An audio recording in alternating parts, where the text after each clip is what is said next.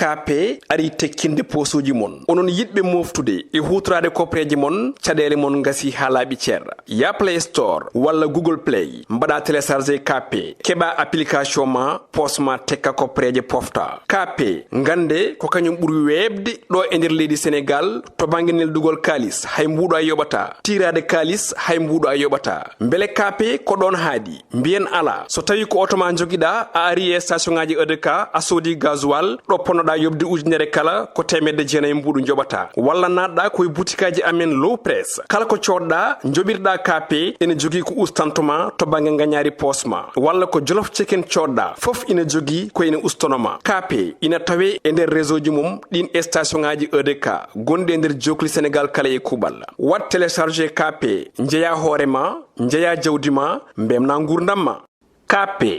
hokkata on série mon hoddiro neɗɗo yiɗde mum allah e hajande mum ala mo wawi dadde hoddiro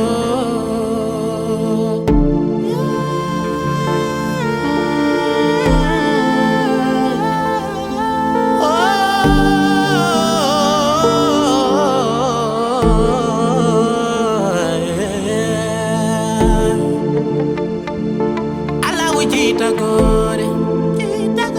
hodire makko dadotako ade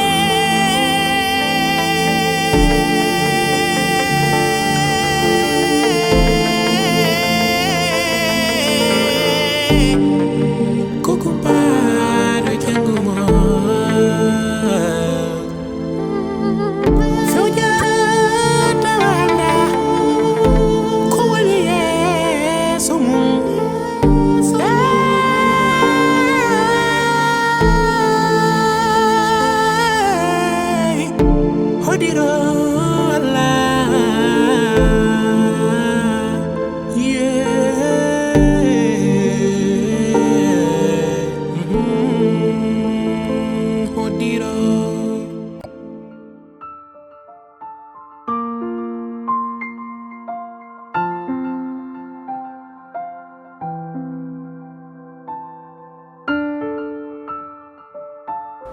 Boy Adam.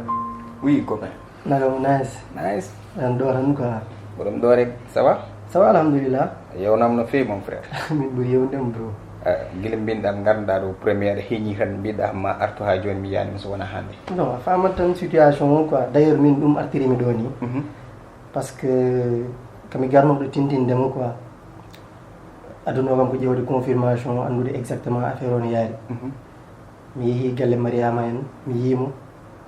te ko kaldon ko fofu gonga ndeher ko werno hen ko fofu gonga kadi amajami Mariama to min dewti effectivement mi dañi beti yimbe fof ni mi dañi déception mawdo déception mawdo donc mi ƴeewi ha ƴewrindimi dal j'ai pris ma décision quoi Mariama dal hankadi mi oppimo hankadi mi pari hen ha laaɓi dal ɗum dal jimi mboɗo sikki ɗum woni ko foti wonde hankadi dal yo yaran mi yaha quoi frère décision gentleman badda kadi ko do pandomami parce que min mi yehino ha moment donné mbimi an no jirumami ni après wopude mon déjà wonto kalmi dum sax wonbe ñewdannomi liggeero oui mais wadi soupçonné namtimi dum mbimi non c'est pas grave de toutes les façons ka gentleman ne bayrano mami mais aux décisions betani mais c'est pas grave mon frère a joni wuri kono rufani yo Dakar habe kewi do non sérieux mami holle gaay mi wadma présenter be ganduda anani mabe mba wadde ma satisfaire taw kadi projet ji jogidindoda e Mariam di ada way wadde dum e jomum sans problème boy an mo sikka famay an min do ndewdum e Mariam do no min hankadi affaire rewbe dal mi fayduma côté quoi je pense que nati jogade berde dal wonde do wiide na naare relation ngaji en genre ji don hankadi dal je passe à autre chose je vais me concentrer au projet jam siki dum burata dal quoi non mais parce que kam foko be gorum non si kam foko be gorum kam foko be gorum habe kewi do mam vade présenter y a pas de souci mon frère fofti no vraiment ɗum kay hankadi mi non yo haqqille ma dañi hen aɗa andi mi mami holle ɓe ganduɗa anani aɗa wawi wadde ɗumunen projet ji ma sans probléme te kadi taw ko dewgal normal wonata ɗon sans probléme taw anani ko kunnoɗa hen ko foof a heɓata so Allah jaaɓi joni dal ha dew o saaha quoi an joni famanima de non c'est ga majjani situation no yaari ni hankadi min dal komi coɗiɗo hen haallaɓe dal ana majjani min e mariama to min jewdi ɗo d' accord comme a rontima oɗon fardo ala probléme en mbayri yaltude guila garɗa e jalta ni d' ailleurs en tawon no mbanoɗen hen ni joni jehen guirten seeɗa ɗum ɗoji il faut jalten mi wayri ñamde pizza mon frère ka jiɗɗo profit dal non mais aɗano oɗon france naɓe so wona tan mbaɗon oɗon mbawi wadde commande noon si oɗon mbawi wadde commande 1 million yimɓe ñama kono ittude kalis on kokka yimɓe ɗum france naɓe mi yiyan ɗum e munde france naɓe sehlaɓam ɓe foof mbiɗa andi moyloɗo aɗandi ande gaɗa woye mabɓe jeyɗa joni wala probléme parɗa fo jehen y a pas de souci ok won liyo goto nan ɗo yalti kesso mi haalta inde nde surprise mbaɗanmaɓe D'accord. pizza tan ɓe mbawi d' accord an ka boy taw de toute façon non on est ensemble ɓuuram caggal ma inchallah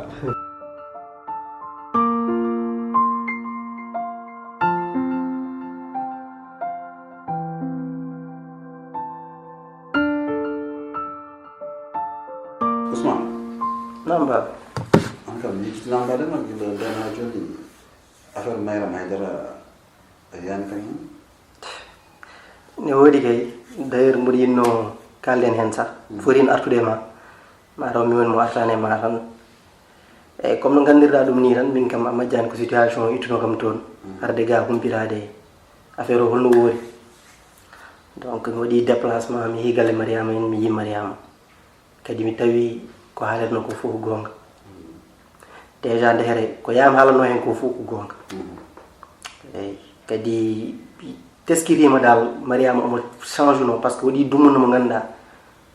hayso mi noddima o ƴettata donc mi ƴeewi dal ƴewri ndi mi gandumi ɗum ɗo wawa yaade hay nokku par ce que min kam mawɗo kilifa mi ala e cahan an aɗa andimi an jibinimi an nehimi donc mi ƴetti décision am dal mariama dal mbaɗa andi o yahat tan mi yaha ah bon eyyi donc hankkadi hakkude mariama dal ko hetti caggal am dal baba eyyi en tout cas min mbawmi ko tan ɓeydandema ñandere ko mbinomami ko tan ka gorko a tolnima to ganduɗa aɗa foti ƴettude responsabilité ma mais hatta noon saaha foof yewtide e jinnaɓe ma saabu pulaar ne wiya kadi ɗum e suudu wimaten to jallo mais est ce que an nde ƴettata on décision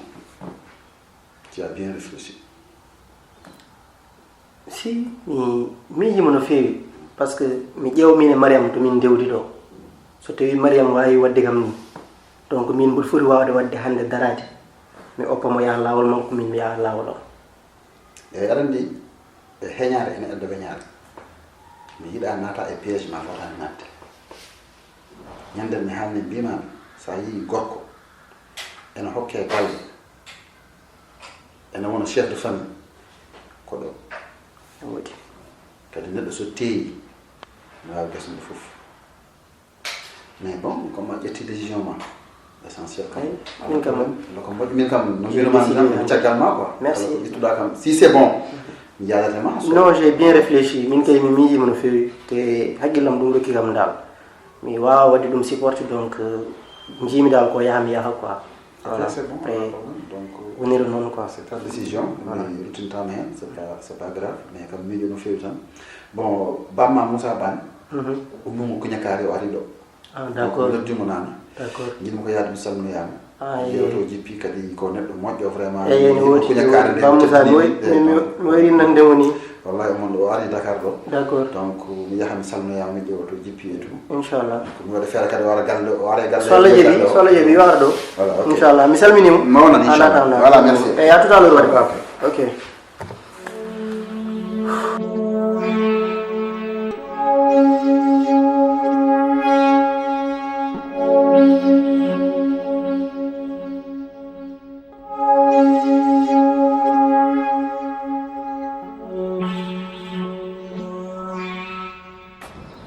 mais Mans Ça va, alors ça va Ça va, oui. aɗa selli so alhamdulillah mara ɓoya no fewi de boyi ɗo kay mais mi haala ɗum quoi mais an aram ko tafi mi nodduma tout le temps a ƴettata kam non mais mas il faut pas ma ay sahaji noddata hamdi gonmi ko nder liggéey e rédaction kadi ton ko waɗa interdit jaggude appel aji quoi il faut pamira hono sa yimi ƴeftan tan mbiɗi jaggi eyyi ɗum fof gonga sa kono sa yi hande nodduma min to gommi ɗo adama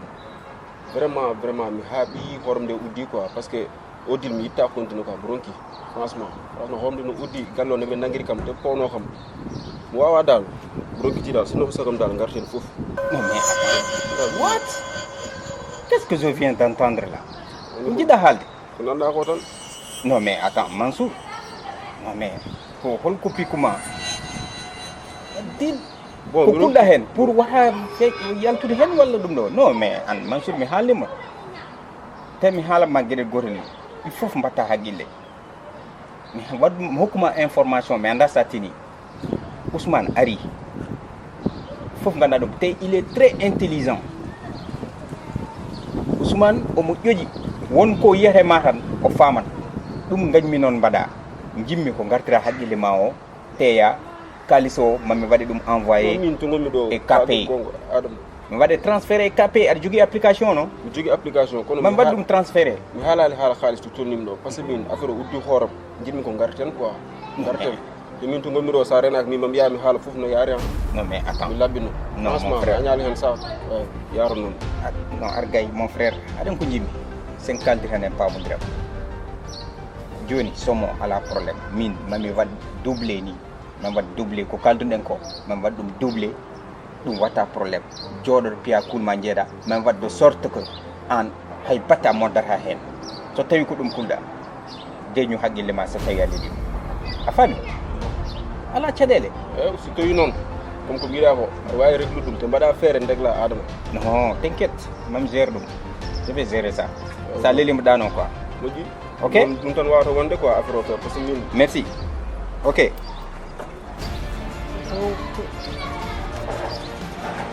ɗum woni ɗiɗo noddali ɗeɗo balɗe fof mais c'est pas grave de toutes les façons mami daro hen no fewi ha wasa yaltude quoi vraiment Diary sawar seli Ça va Ousmane? waɗa e dambe Jam tan? en mbayrodiri depuis la dernière fois Ay e tomnon ɗo ley quoi kam onon men kewi hay. newodi wona seli kam Ça va alhamdulillah. alhamdulillah Fatima de ko jaltuɗo ni min nelnomo quoi min mbaɗanno waɗɗani ɓoyata waɗa oɗon andi joni ara quoi inchallah Non min Fatima sa addani kam ɗo Ousmane. ah bon bisimilla Min an adduno kam ɗo hen. Kadi gil gartuɗa ha no jimami. Mbeɗa wayde kannelleɗen ko an min jogoɗo. Te an mi sikkatno sah sa ari ma wonde change-uɗa saabu a yii Mariame no wayni. Surtout no wayni welani yimɓe foof kono ina hamni haalde. Surtout joomum wona reedu anda baddum reedu. Minen suhaɓe nen ɗo amin pari ha may te Ousmane annene neeje e cukalel wona goto. Diary ko kalɗa o non mais a famat tan min aɗa andi ka miñam on ganduɗa en mbawa ɗum hallude min to ƴewnami Fatima ɗo ko ɗon tan ƴewranmami c'est ma petite sœur. Salaamaaleykum. Aleykum salam. Ça va maman? Aɗa selli ko moɗum ni? Aha maman. Okay. Sukaɓe Ousmane hanko mbaddata oɗo debbo an beela anda oɗo réputation mo moƴƴani jeeyade kala ko nani ñallata saka waala ala haaju ala hammo sona wonde dans les réseaux sociaux en yaha kone haaju mum joni a ummima e mayram ko oɗo holko mbaddata oɗo Diary? Maman pourtant wona haydara de oɗo ari ƴewde ko Fatima annene o kay ƴewirtumi to ƴewirtumi Fatima ɗo ɗon ƴewirtumi ɗum o ko miñam tan wona haydara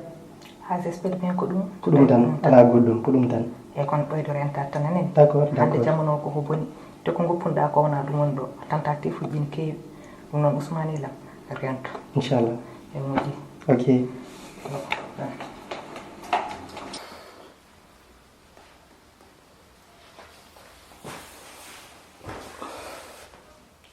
Ousmane mbeɗen wiya ha ñana wadde sala jeeɗo. ala hande Diary a jooɗama pourtant Fatima joni ara de o waɗɗani a jooɗama eyyi ok merci a jarama ok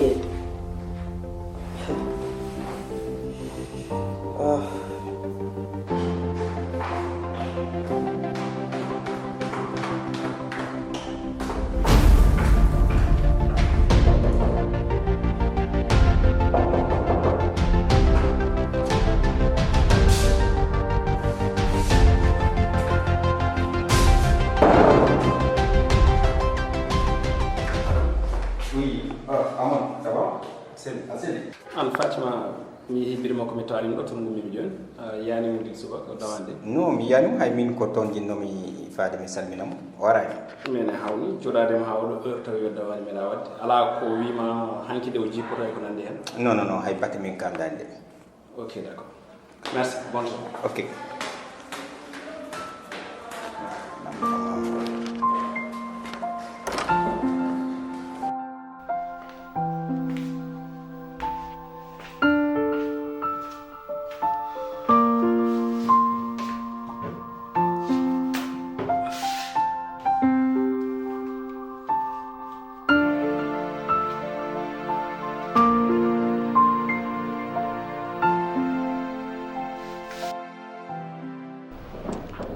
Amadou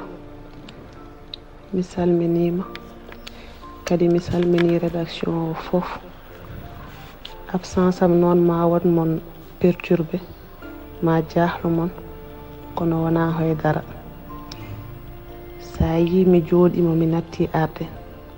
c'est parce que mi natti wawde golle ɗe mi natti wawde arde bureau miɗa huccita yeeso ma miɗa yima ñande fof ko wona e ɓernam ko an wona ɗum wona e ɓernde ma natti wawde huccidde e ma ñande fof aɗa wirto kam de gauche à droite somi are ma jannila kam walla mbaɗa kam rejeté mi natti wawde ɗum supporté ɗum fof noon tagi jettumi décision arrêté golle ɗe jetti décision jooɗade par ce que mi natti wawde supporté arde ne ndarma ne huccite ma ɓernam nde ne tefa sabu gilli nde jogimi e maɗi te ɗin gilli an a ala ɗum e yam ɗum noon tagi hankadi mi ƴetti décision aride liggueyo waɗa présenté démission jaafoɗon hakke onon fof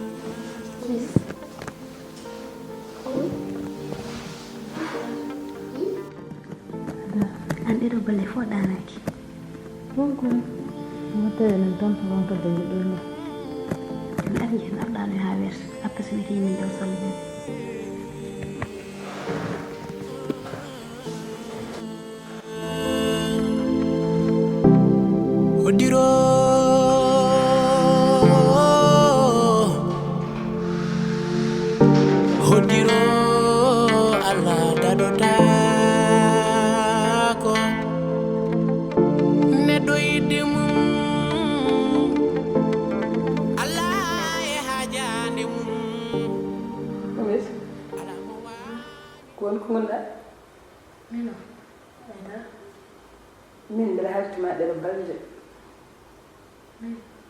mbeɗa hettima noon wona ni mbayanoɗa mbeɗa hettima mi anda ko anda gunda dara wonda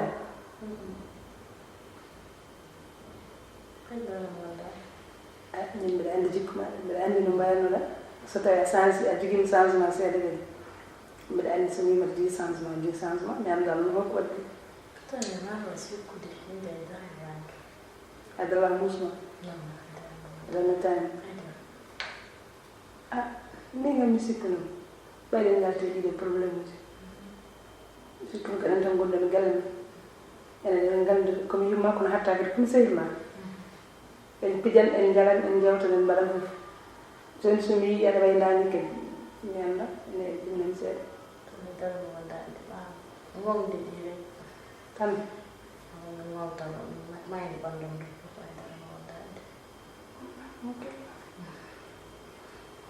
ñama noon gari meɗen en ngala yiɗ jiɗe tan ko pijen jalen jewten cosaan seeɗa tan saaha goɗɗo ɓe yillita ene mi yarta ɓe yaha yumma galle yumma saɗen hannde a welani feewi yewtere men nde ɓe anda eyde Sénégal eyi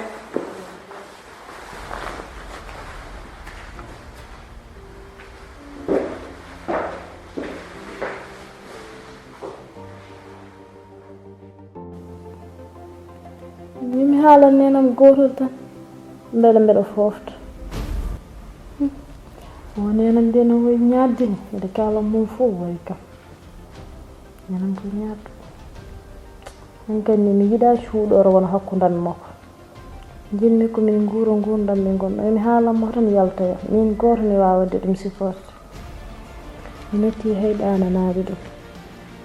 fo mi haala beele no yaltoyo nenam ko ñaaddo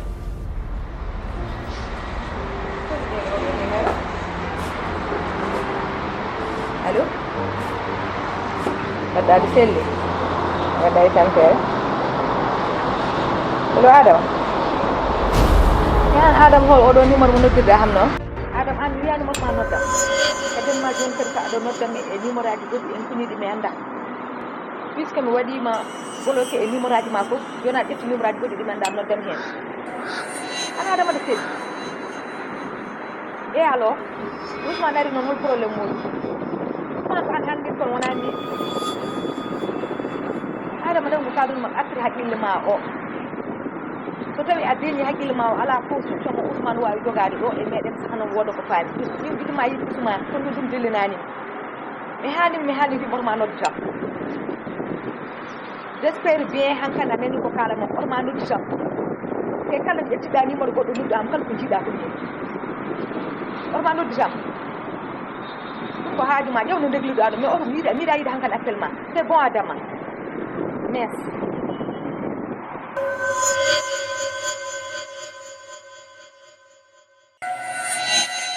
KP hokkanno on série mon hoddiro